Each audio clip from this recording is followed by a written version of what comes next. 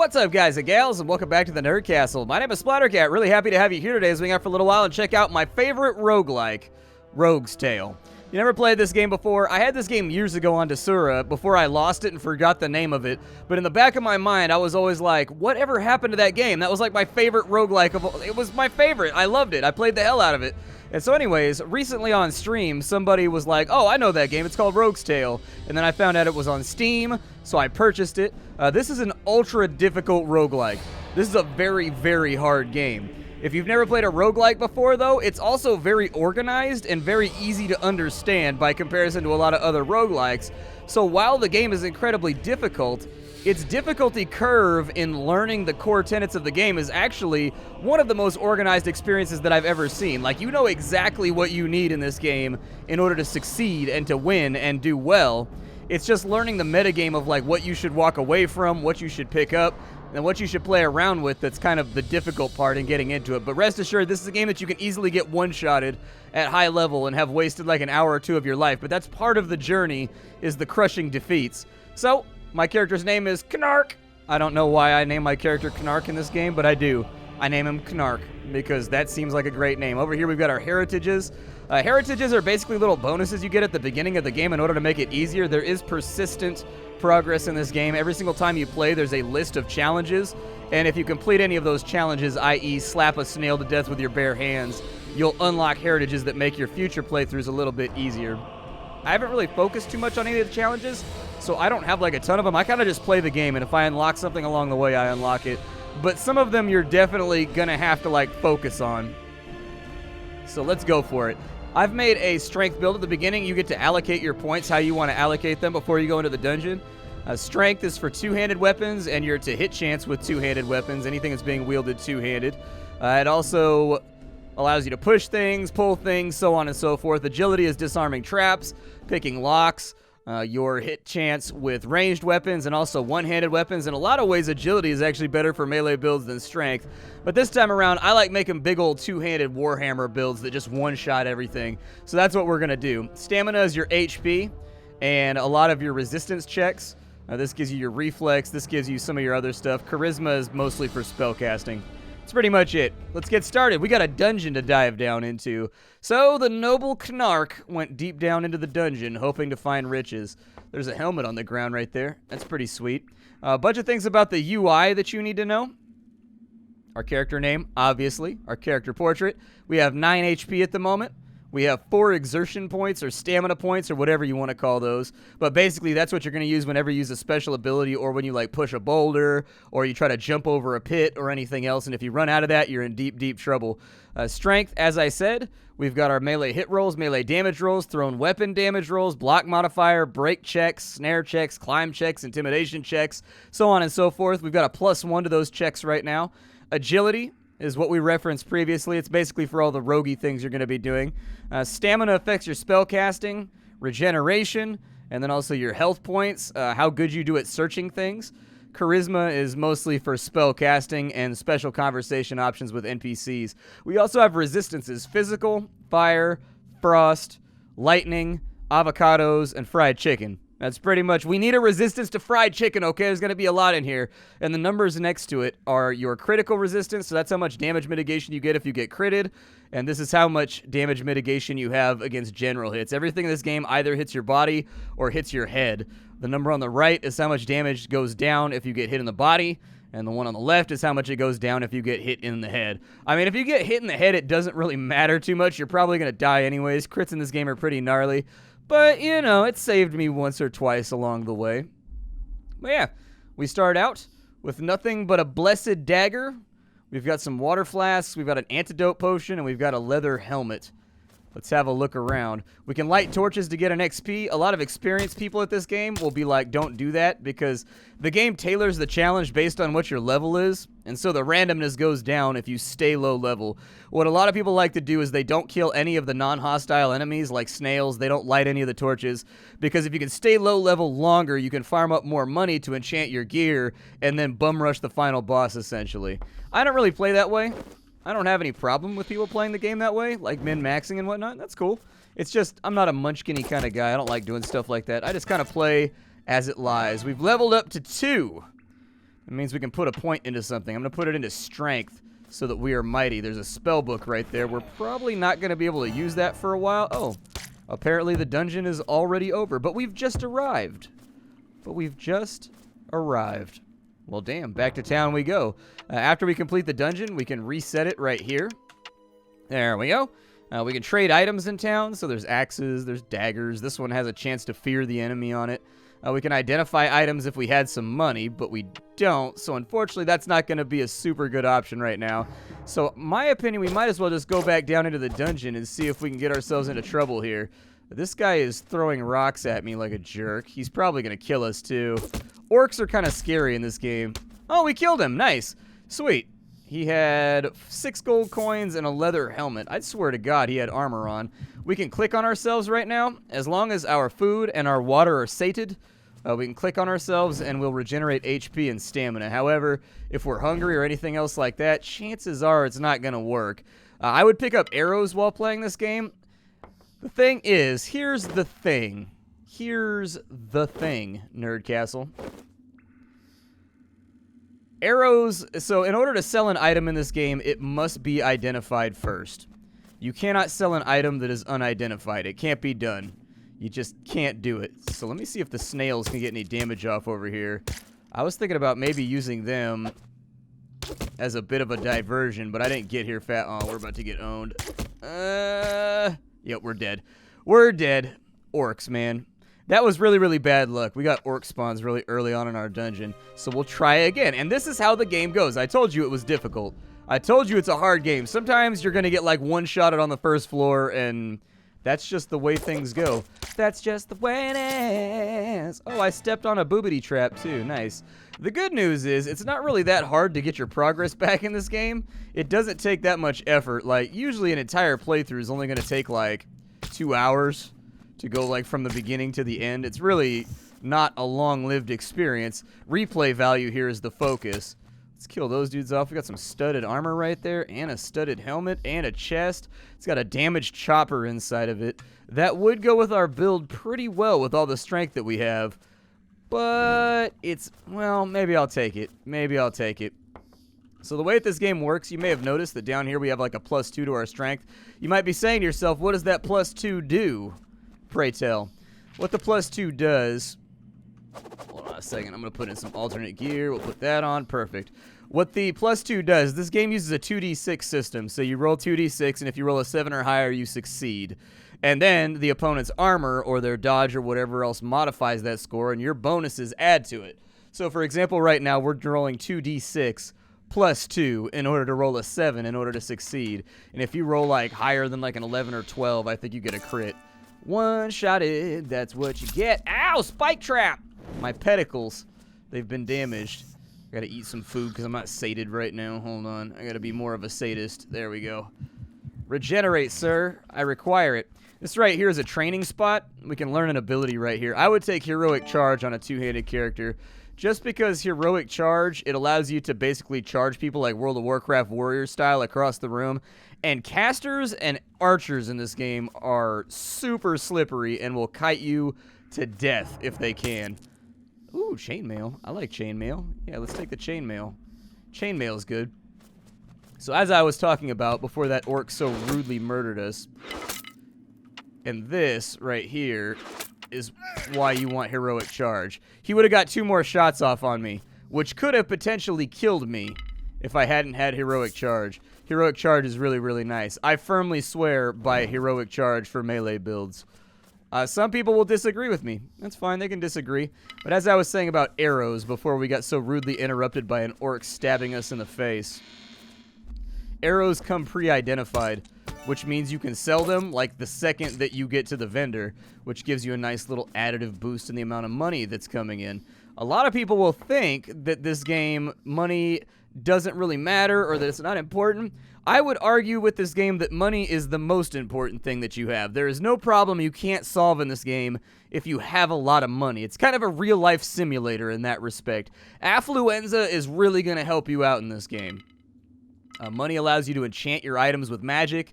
It It allows you to repair items that are broken or damaged, like this chopper. It allows you to procure new items, namely rings and amulets that will give you resistances that will nullify entire types of damage. It's just, money is really, really good in this game, and having a lot of it is always a problem to have. If you're sitting around with 300, 400 gold at any given time, you can go down into a dungeon, scout it, and if you see a challenge down there that you can't handle, i.e. like a lightning elemental or something that's going to one-shot you, you can be like, alright, go back to town and now I buy an amulet of lightning resistance. I no longer take damage from lightning, and that guy is no longer a threat. It's just little things like that. Or, for example, if you catch a disease or you get poisoned, you can go back to town and cure it real fast rather than having to roll the dice and just hope that you survive it, because poison is super, super deadly in this game. I need to eat some food and drink some water. Ain't nothing but a snake down here. Get out of here, snake. Ain't nobody care about you. Get out of here, snake. Get out of here, spider web. You know what? Get out of here, everything, all right? Get out of here. Just, ooh, an imp. This might suck.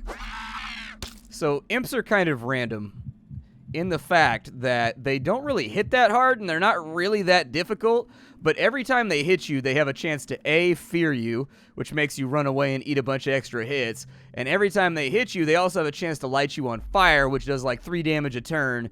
So, imps become a problem pretty rapidly, but only if you're like super unlucky. Not even like super unlucky, I guess, just like kind of unlucky. But if you're lucky, they're not a problem at all. They kind of swing wildly on the difficulty curve. We've leveled up again. We can either even out our agility stat, or we can take a stamina, which will give us more HP. I prefer having a lot of HP in this game.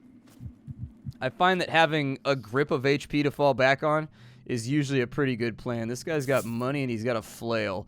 It's tempting to use the flail because the flailing has a stat called flailing, which makes it so that it has a chance every single time you attack an enemy to negate their shield bonus, which actually shield-wielding enemies in this game can kind of be a problem because you'll have like a +2 or a +3 to attack, but their shield will be giving them a -3 to your attack, and so you basically just stand there ineffectually trying to hit each other over and over and over again while he whittles you down for 1 damage a turn. The flail eliminates that entirely. Crushing, I don't recall exactly what crushing does, but I'm pretty sure it like negates some of the damage mitigation when you hit somebody that's wearing armor, I think. And then this right here is crushing and durable. So it's got crushing on it, and then what durable means is that anytime the weapon is forced to make a durability check to see if it breaks, if it fails, it gets to re-roll that. There's a lot of things you got to learn in this game about the way that the system works, but once you learn it, the game is actually really well designed. We got an orc over here. I think we can take him. Orcs were a problem of the past for us. Orcs are no longer an issue. Orc mages, however, will still be an issue. Go ahead and disarm that guy right there. We can search, by the way. I can press the R key. I've rebound all the keys, but you can search the area around you for traps, and it'll find them like every single time. That and secret doors. It's just tedious, and I don't do it. So I tend to lose a lot of characters. Ow. That was unkind. Can't believe you've done this. Can't believe you've done this. So there is a lightning elemental down here. This could very well be the end of our adventure if he sees us. So I'm going to reset the dungeon because that's a risky fight that I don't want to participate in. Let's head back to town. A big part of this game is knowing when to hold them, knowing when to fold them, knowing when to walk away, and knowing when to run. And this is definitely, like, later on we'll be able to handle elementals, but right now, elementals are a little bit above our pay grade. We might get lucky and 2-shot him, but if we don't kill him in 3 turns or less, he will kill us. So that means we get 3 turns to hit him 3 times. We might get a crit and 1-shot him, but I wouldn't rely on it. How much money do I have? I have 32. Good. So what we're going to do is we're going to identify this wand. It's got 3 charges. Should be worth a lot of money. Perfect. Go ahead and sell that off for a grip of cash. Get rid of all of our arrows. And we actually have enough money for an enchantment right now. Were we desiring to do that? However, I'd like to identify that. And I'd like to identify that. Okay. And then we're going to unload these. We got 33 bucks right there and 113 right there. We're in the money. We're in the money. Alright, let me organize my inventory for a minute. I don't like it when my inventory is just all over the place, helter-skelter. I'll probably ditch the scrolls. We're more than likely not going to use them. But what I would like to do is maybe repair the chopper. I'll probably leave my armor as is for now, because actually I'll repair the plate helm. And then what we're going to do is we're going to take our enchantments. Oh, we need to rest at the inn. You can reset the dungeon by resting at the inn. I almost spent that money. But yeah, you need 50 gold coins in order to reset the dungeon. We got a bunch of enemies down here. Can I get to him? Good, get to him. That dude is the primary target at the moment. We got another rogue over here who has no armor, which basically means that he is going to be horrifically murdered before he gets a chance to even swing at us. All right. So we've got a training spot right here, and we do have an extra talent point. We can get Blade Fury, which is not for our build. We can get Crushing Blow, which isn't too bad. It's a melee attack that gives a D3 of damage instead of 1 for each strength bonus multiplier. So, for example, right now we have a +2. So instead of doing +2 damage with Crushing Blow, we would do +2 D3, which it means it increases it from a max of 2 to a max of 6. Well, that's not good. We might die. We're probably going to die. Damn.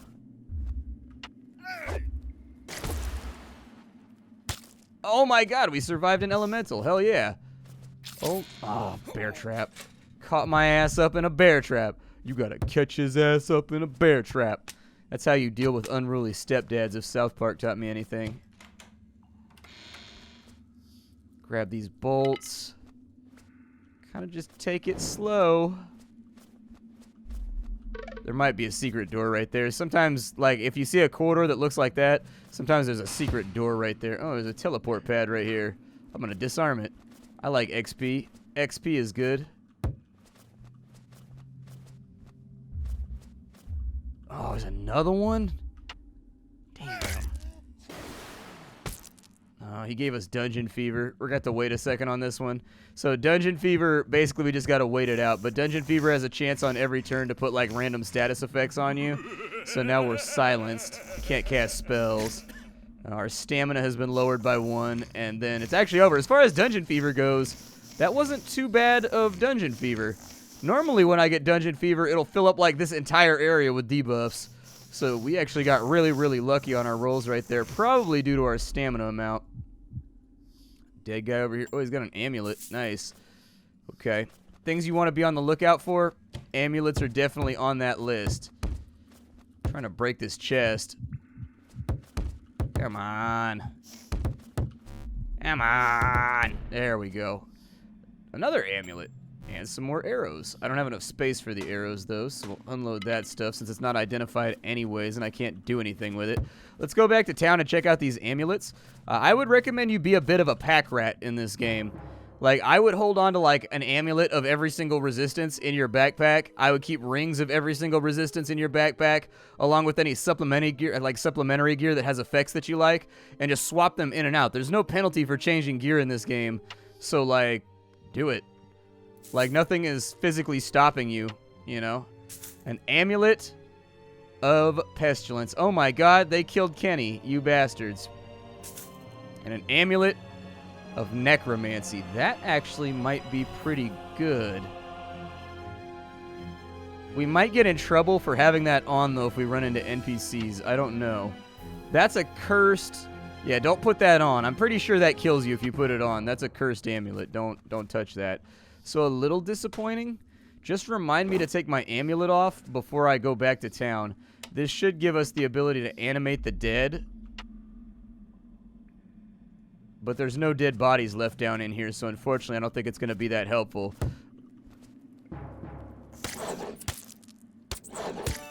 That wolf actually did more damage than I expected. Alright, let's get our health and our water situation squared away. Get a little bit of that back, and we'll just take this real slow in here. I don't want to walk into any traps, and I don't want to walk into any enemies that I can't handle. Can I animate that guy? The animate dead has no effect on the dire wolf. Damn. Alright, well I tried really, really hard, and I think in this situation that's what truly matters. What's the cooldown on this spell? How long does it take to, like, come back up? 146 turns. Good lord. Alright. It's going to be a minute before we get that one back. Oh, I got a bad feeling about this room. I got a bad feeling about this one. So there's somebody with a crusher. I think we can take him. But the problem with two-handed weapons is they tend to like hit really, really hard. So they are very, very subject to RNG. We've got another chopper over there. Great. If I had just waited, I could have got one. I wouldn't have to repair mine. I'll take that as an extra, though. Sometimes your weapons break, and so having an extra one that you can swap out is a really, really good idea. Oh, I just got hit. Hold on, hold on, hold on. What's up? Oh, there was another one in there. Oh, is that a vendor room? That might be a room that has the merchants in it, but since I have a necromancy pendant, they might be trying to murder me. I don't know. I didn't get a good look at them. Yeah, I think that's what it was. I think they were vendors, and I had a necromancy pendant on. Well, these things happen. I don't know if I want to take Crushing Blow or not. Crushing Blow is good, and it can save you from a lot of problems. I'll take it. Why not? We'll put that right there, and then Crushing Blow. You can go... Hold on, I got the wrong menu out here. There we go. Crushing Blow, you can go right there. But what I really want to do is I want to animate some of these bodies. Oh, the bodies are gone. Never mind. I suppose that fixes that problem. I was going to reanimate some dead people, but I guess not. Looks like I have a limited amount of time to get that done. There's a scroll inside that grave. You can peek down inside of here if you don't know what's going to be around. And as long as you don't move when you come down the stairs, you can go back up them without having to worry. Another snake. I'm okay with snakes. Like, I don't really have, like, an Indiana Jones phobia about snakes. But I did see somebody regenerating energy over here, which worries me. Let's go back to town real fast, and I think I'm going to enchant my stuff. Like, we've got some extra money laying around. I haven't picked up, I think I picked up, like, one wand. Hopefully it'll be a valuable one with maximum charges so that we get the most amount of money out of it that we can. But a wand of crippling. I don't think that one's very valuable. Yeah. So we kind of have like a limited amount of money to play around with right now. Don't have a lot, but we don't have a little. And we got 164. So we can enchant our items. I would suggest that maybe that's the second thing we look at. The second thing. The first thing we want to look at is rings. So that gives disease resistance and poison resistance. The amulet of the 9 lives. It's okay. And a ring of resilience. So we can't be leeched, drained, or be hit with an instant death effect. Instant death effects are kind of nice to avoid. But for now, none of that seems that interesting. So we're going to enchant our weapon.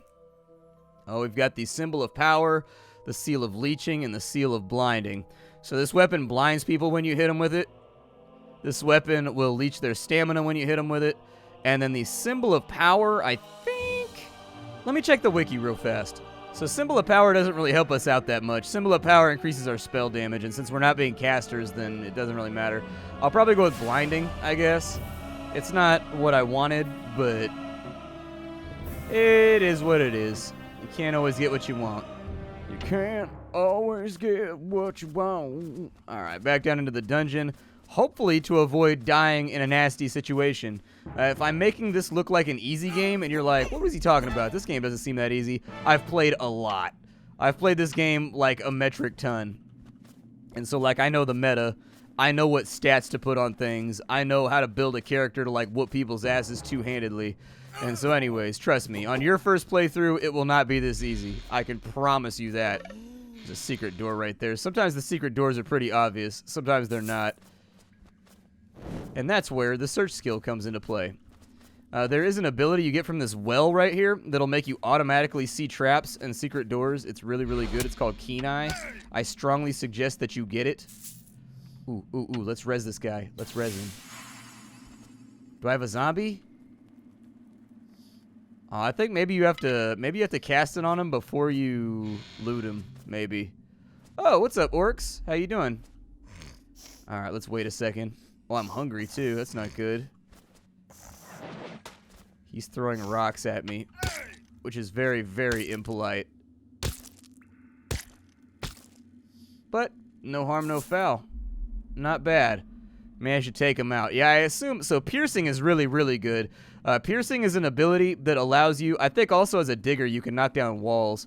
Like you can actually dig through the terrain.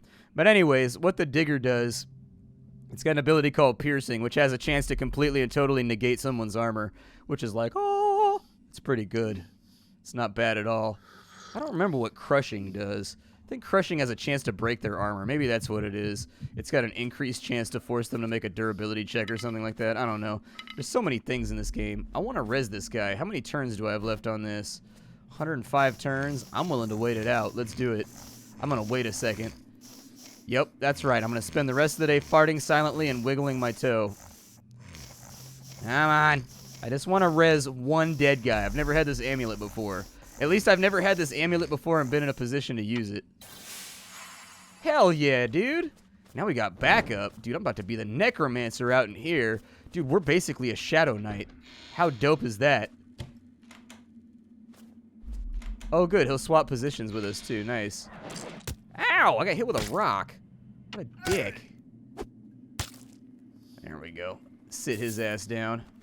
I wonder if they'll go to the next floor with me.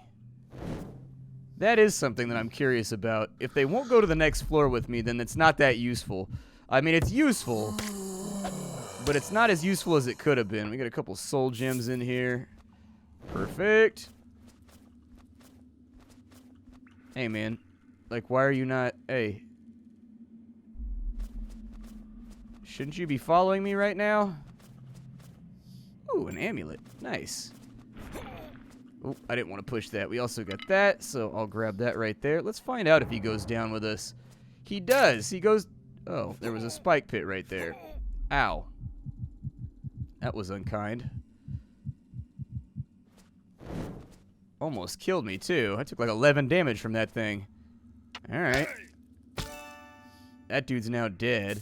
Part of me wants to bring his diggy implement along with me as an alternate so that I can dig around areas that I don't want to go through. I think there is validity to that discussion. That guy's now dead. We also convert him into our undead army. Yeah, dude. Our undead army is growing. I'm pretty stoked about this. Hell yeah, man. These guys are pretty good, too. Nice. All right, undead army, onwards. I am the new Lich King. But my name is Splattercat. This game is called Rogue's Tale. I hope you guys enjoyed it. I will see you all later. If you wanted to see a little bit more, I can finish this run. Chances are we're probably going to die horribly and suddenly. But I'll see y'all next time. Thank you for stopping on in. If you want to get the game for yourself, it's down below in the description. Don't forget to leave a like on the video. It helps me out as a content creator. Hi, do, and take care.